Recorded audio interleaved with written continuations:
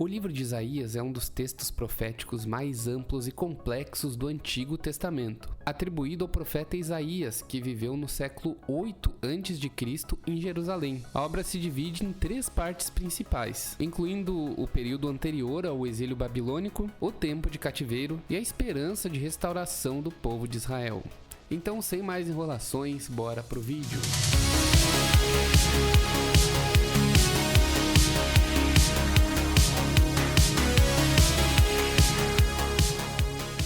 Então é isso, gente. Hoje vamos falar aí do livro de Isaías, um dos livros aí proféticos mais difíceis, né? Mais complexos de se entender. Tem muita gente que atribui algumas passagens à Terra plana. Também a gente vai falar sobre isso, o que não faz sentido nenhum, né? Mas enfim, vamos falar sobre isso também nas passagens, se não me engano, no capítulo 11 e no capítulo 40, né? Eles falam algumas coisas que serão refutadas aqui nesse vídeo, né? Assim como eu refutei em outros também, essas teorias doidas.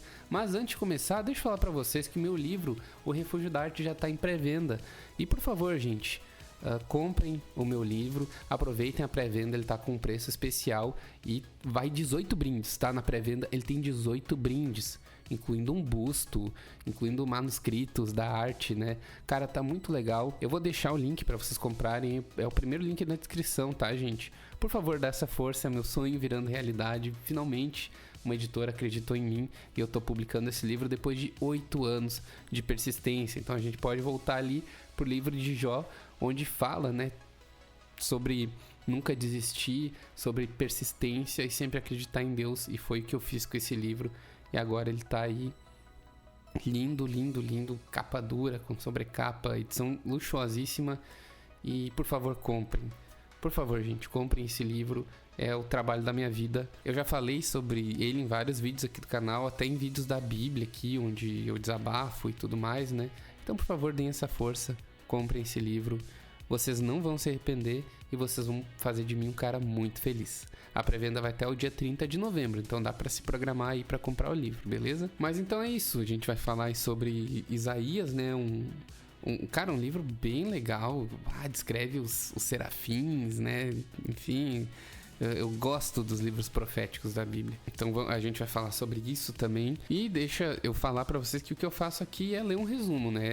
Esses vídeos servem de reforço pra leitura de vocês da Bíblia. Eu vou resumir capítulo por capítulo, ilustrar eles pra vocês, pro vídeo não ficar muito monótono, só eu lendo. Mas quando eu acho necessário, eu paro para fazer alguma observação, né?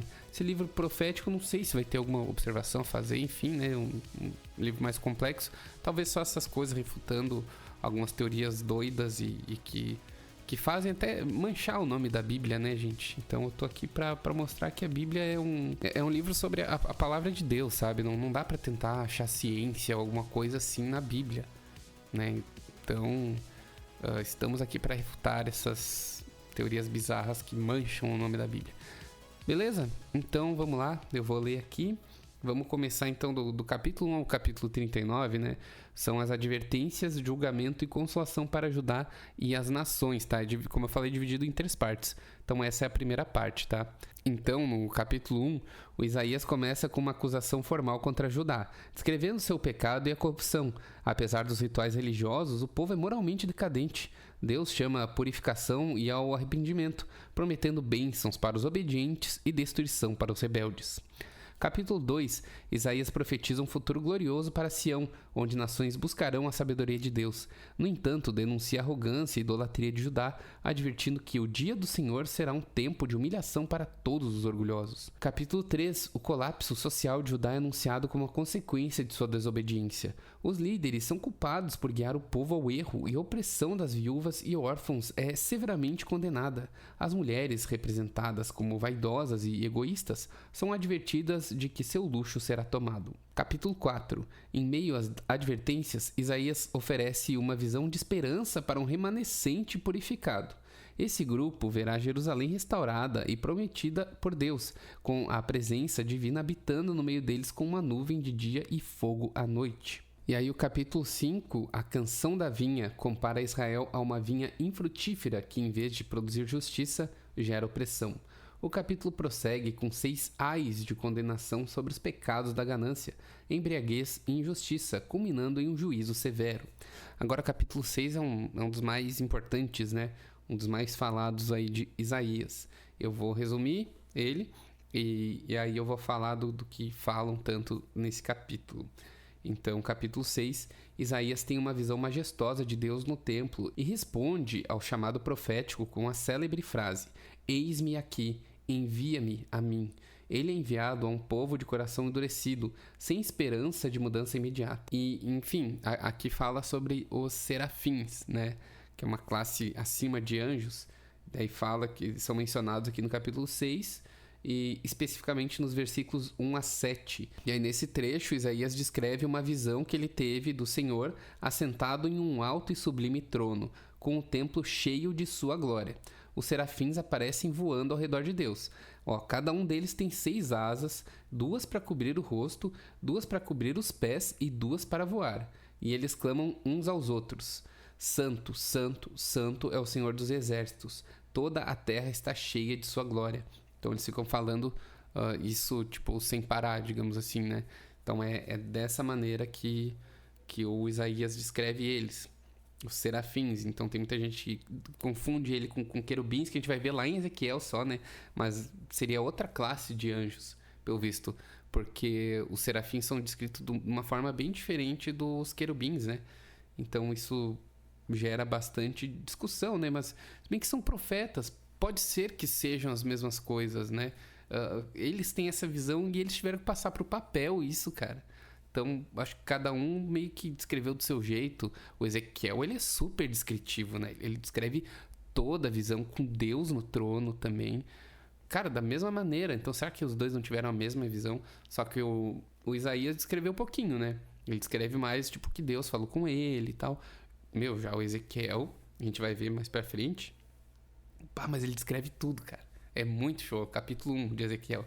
Vale a pena ler. Mas ele fala dos querubins, né? Não são serafins. Aqui ele fala dos serafins. Mas o que tu acha? Eu acho que são classes diferentes de anjos, tá? Os serafins seriam uma coisa e os querubins outra. O que vocês acham? Talvez sejam visões diferentes que eles tiveram, de lugares diferentes do paraíso, talvez? Pode ser, eu acredito nisso. Mas é muito legal também que a visão destaca a santidade de Deus e o papel dos serafins como seres celestiais que adoram continuamente ao Senhor. Um dos serafins toca os lábios de Isaías com uma brasa viva para purificá-lo, preparando-o para o seu chamado profético. Então vamos dar continuidade aqui. Capítulo 7. Durante uma crise militar, o rei Acás, temeroso, recebe um sinal de esperança, a promessa de um menino chamado Emanuel, né, que significa Deus conosco, que simboliza a proteção de Deus contra as ameaças vizinhas de Damasco e Efraim.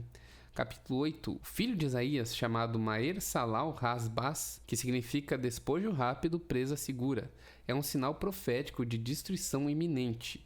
Isaías exorta o povo a confiar em Deus e não em alianças políticas, apesar da opressão que se avizinha. Em capítulo 9, Isaías profetiza a chegada de um grande libertador, um menino chamado Maravilhoso Conselheiro, Deus Forte, Pai da Eternidade e Príncipe da Paz.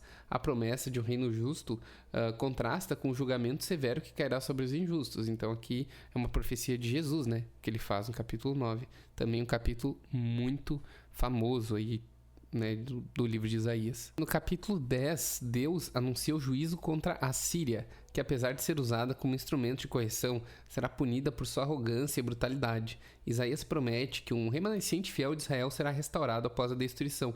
E tipo, tu vê que cada capítulo, sabe, parece que é uma visão ali do Isaías, né, já que foi ele quem escreveu o livro. Ele tinha visão e anotava, sabe, tipo, ali no capítulo 8 ele fala do filho dele, que é um sinal profético e tudo mais, né, da destruição iminente. No capítulo 9 já é outra coisa, ele teve a visão ali do Messias, né, de Jesus, da vinda de Jesus, escreveu sobre isso. Daí no capítulo 10 ele já fala que do que Deus anunciou para ele, do juízo contra a Síria, né? Então pode ver que parece que vinha essas visões e ele simplesmente anotava, né? São 66 capítulos, é bastante coisa. Então é um livro bem rico, aí, muita informação, só que é meio desconexo e acaba se tornando muito complexo, né? Por causa disso, porque era a mente do cara ali que tava tendo as visões e tudo mais, e tinha que anotar ali, né, gente? Então é muito legal tu pensar sobre essa ótica do cara escrevendo o livro também, né? Então, muito legal. Capítulo 11. Um novo ramo surgirá da linhagem de Jessé, o pai de Davi, né? Trazendo paz, justiça e reconciliação para toda a criação. Sob o governo deste ramo, entre aspas, né? Até mesmo animais ferozes viverão em harmonia. Capítulo 12. Cântico de louvor e celebração, proclamando a salvação de Deus. É um breve interlúdio de esperança e gratidão pela restauração vindoura. Capítulo 13. Oráculo contra a Babilônia, descrevendo sua destruição futura como um ato de vingança divina. O poder arrogante de Babilônia será destruído, e a nação será transformada em desolação. Pessoal, fazendo um parêntese também ao capítulo 11, que eu esqueci de falar, também é uma profecia sobre a vinda de Jesus, tá? Porque o Jesus, ele é descendente de Davi, né? E, enfim, o que ele faz também... E aqui tem uma passagem que falam que é amplamente... Olha isso, gente, que falam que é amplamente atribuído aí que a Terra plana é um fato, porque fala dos 4 cantos do mundo. 4 cantos do mundo. O que seriam os 4 cantos do mundo? Sabe? Tipo, além de uma expressão popular. Não é que o mundo é um quadrado, sabe? Não é que o mundo ele é plano. É norte, sul, leste, oeste, né, gente? Esses são os 4 cantos do mundo. Além de ser uma expressão popular, né? Bradei os 4 cantos do mundo, sabe? Então os caras tentam deturpar essas coisas falando que a Terra é plana, sabe? E, gente, beira ao lamentável, né? Então vamos continuar, a gente tá indo pro capítulo 14, né? Isaías anuncia a queda do rei da Babilônia, com um cântico de zombaria contra ele. A queda de seu orgulho é emblemática da justiça de Deus. O capítulo também inclui profecias contra a Filistia. E o capítulo 15, profecia contra Moabe, lamentando suas cidades arrasadas e a fuga desesperada de seu povo. Isaías descreve a dor e o sofrimento como um sinal da proximidade de sua destruição. Capítulo 16, continuação do lamento sobre Moabe, com o chamado para buscar refúgio em Sião. No entanto, por causa do orgulho persistente de Moabe, seu julgamento é confirmado. Capítulo 17, juízo contra Damasco e Efraim. A destruição é certa, mas Isaías também vê um futuro em que um remanescente se voltará sinceramente para Deus.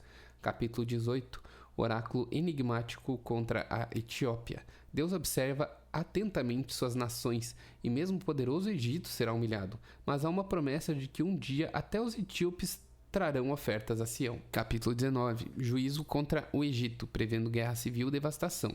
Apesar disso, Deus promete que um dia o Egito e a Assíria, juntos com Israel, adorarão o Senhor.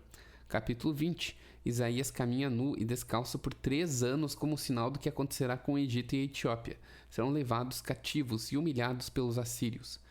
Capítulo 21. Profecias contra a Babilônia, Edom e Arábia, descrevendo a queda da Babilônia como um choque para o mundo, enquanto Edom e Arábia sofrem por sua própria presunção. Capítulo 22. Lamento sobre a visão do vale, uma referência a Jerusalém. A cidade confia em suas defesas, mas esquece de confiar em Deus, o que resulta em juízo.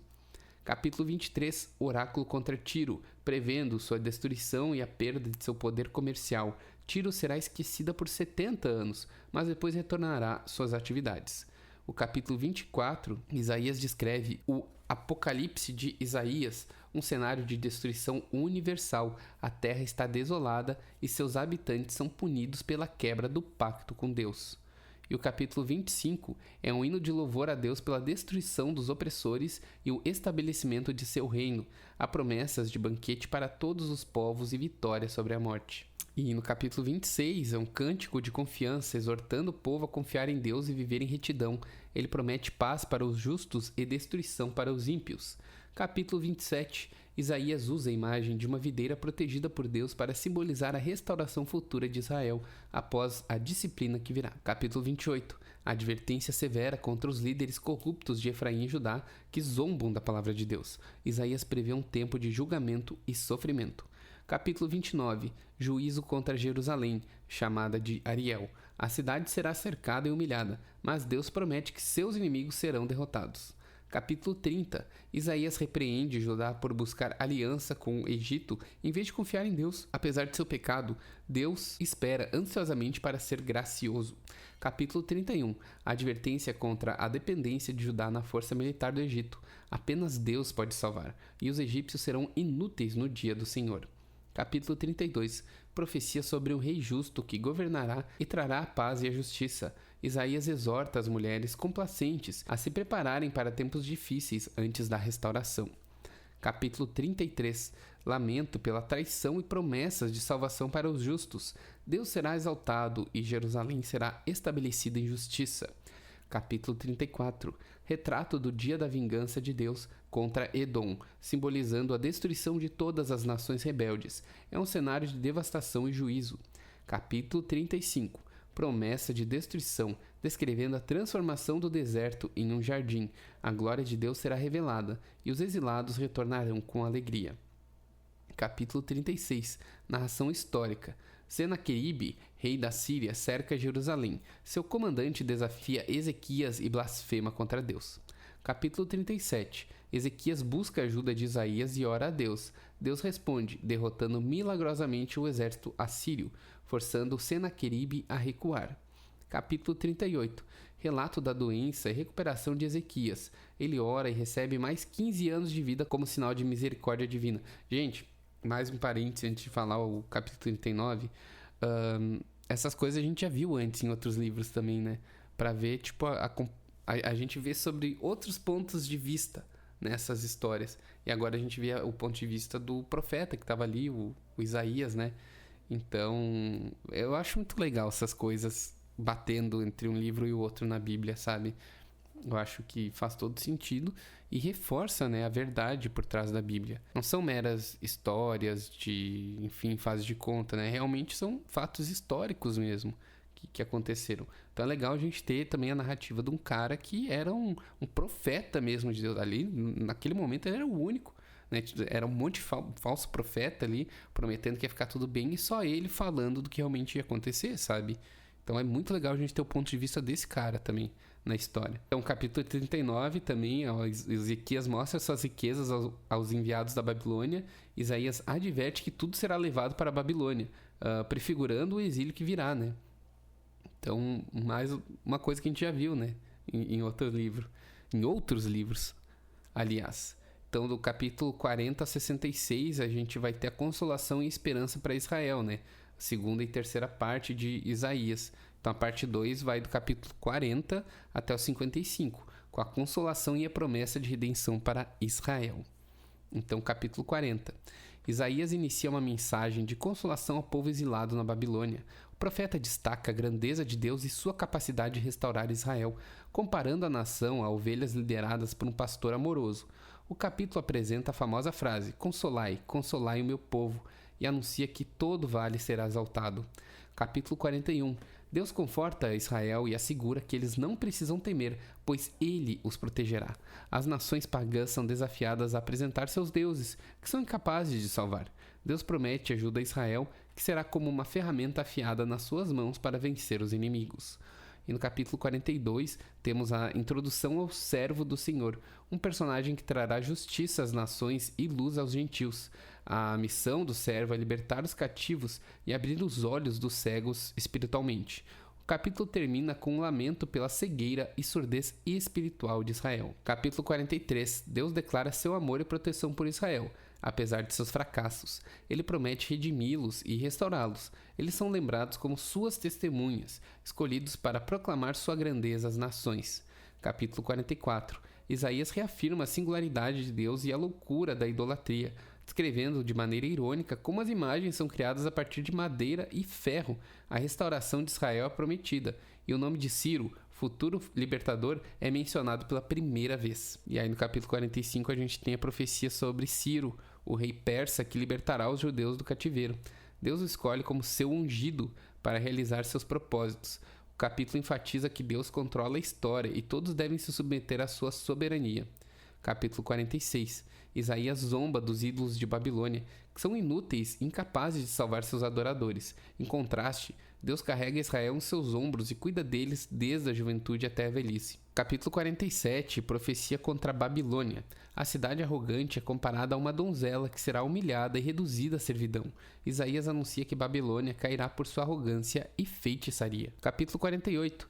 Deus repreende Israel por sua teimosia e falta de fé. Apesar de seus pecados, ele não os destruirá, mas refinará como ouro no fogo. Ele os chama para fugir da Babilônia e voltar para Sião. Capítulo 49. O servo do Senhor é novamente apresentado como uma figura messiânica, destinada a restaurar Israel e ser uma luz para os gentios. Deus promete restaurar seu povo e chama as nações a prestar atenção. Capítulo 50. Descrição do servo que sofre e é rejeitado, mas permanece fiel a Deus. Isaías usa a imagem de um divórcio para descrever a ruptura entre Israel e Deus, mas também uma reconciliação futura. Capítulo 51. Deus encoraja Israel a lembrar-se de suas promessas e olhar para Abraão e Sara, de onde a nação foi formada. Ele anuncia a aproximação da salvação e convida o povo a despertar do seu estado de cativeiro. Capítulo 52. Convite a Sião para vestir-se de força e pureza, pois a redenção está próxima. A chegada de mensageiros que proclamam o nosso Deus reina é anunciada como um sinal de boas novas para o povo. Capítulo 53. O cântico do servo sofredor descreve o servo que será rejeitado, ferido e esmagado pelas inquiedades de muitos. Sua morte trará cura e reconciliação, e ele será exaltado por sua obediência. Capítulo 54. Israel é comparado a uma mulher estéril que dará à luz a muitos filhos. A aliança de paz é reafirmada e a promessa de restauração é assegurada, prevendo um futuro sem vergonha e desolação. Capítulo 55. Convite para que todos venham e recebam gratuitamente a graça e a bondade de Deus. Ele promete um pacto eterno e exorta o povo a buscar ao Senhor enquanto ele pode ser encontrado. Então agora a gente vai para a parte 3 do capítulo 56 ao 66, né, que é a restauração futura e o reino de Deus. Vamos então para o capítulo 56.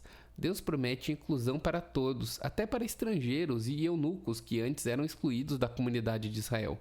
Todos os que guardarem o pacto e observarem o sábado terão um lugar no seu reino.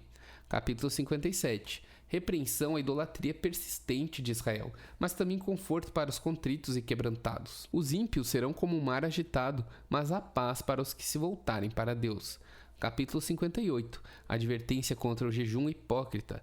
Deus deseja um jejum que promova a justiça, libertação de opressões e cuidados pelos necessitados. O verdadeiro jejum resulta em bênçãos e restauração. Então isso é muito legal, né? Não adianta falar, vou fazer jejum, não sei o quê, e tu continuar sendo uma pessoa horrível, sabe?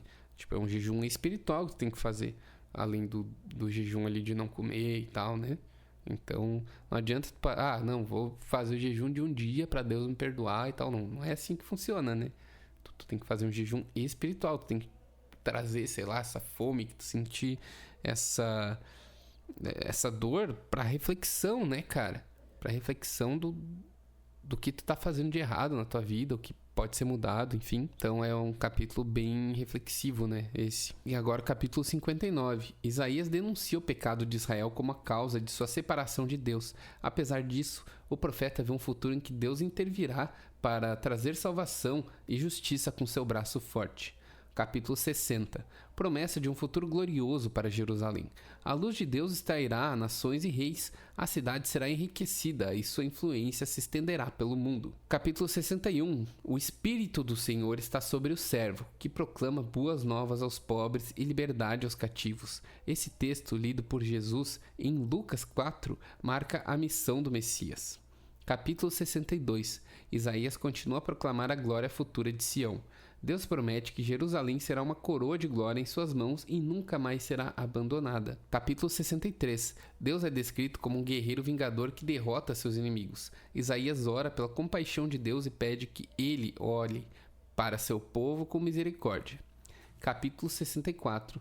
Clamor penitencial de Israel, reconhecendo seus pecados e pedindo que Deus intervenha. Isaías usa imagens de um oleiro e o barro para descrever a relação de Deus com seu povo. Capítulo 65. Deus responde, contrastando as bênçãos para os servos fiéis com o julgamento para os ímpios. Anuncia a criação de novos céus e nova terra, onde não haverá mais choro ou sofrimento.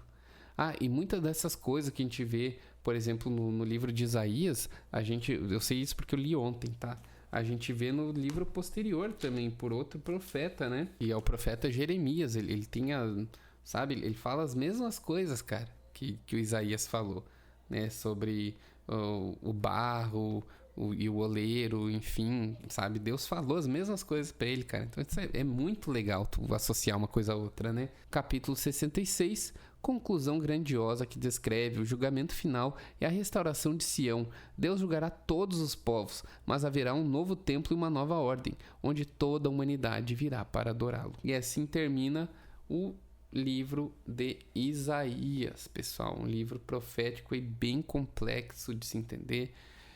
E, enfim, eu esqueci de falar também no capítulo 40, muita gente fala que tem uma passagem que fala que Deus está assentado sob o círculo da terra. Muita gente fala que é o domo da terra, muita gente fala que é a redondeza da terra, então, tipo, tem muita gente que fala, não, é domo da terra, que a palavra em hebraico ali que seria círculo, né, ou redondo, eles, sei lá, acharam outra tradução pra palavra, sabe? E aí falam que é domo, que na Terra tem um domo, vê se pode isso.